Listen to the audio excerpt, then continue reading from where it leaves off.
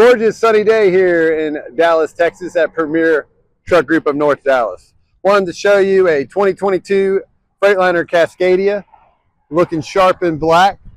This truck has 428,000 miles, aluminum wheels all the way around. Those are Michelin steer tires.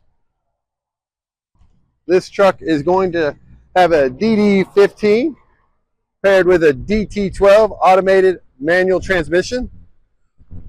That is a diesel-powered APU. Those are Yokohama new drive tires.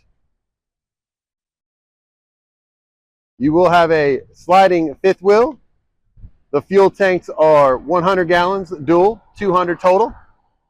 You're looking at 455 horsepower with 1650 torque and a ratio of 2.85. Ready to hit the road. Still has manufacturer warranty on the engine and the chassis. You can call for details. Let me show you the inside.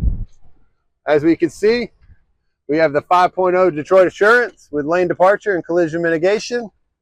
You have axle locks and suspension dump. Double bunk with new mattresses. Give us a call.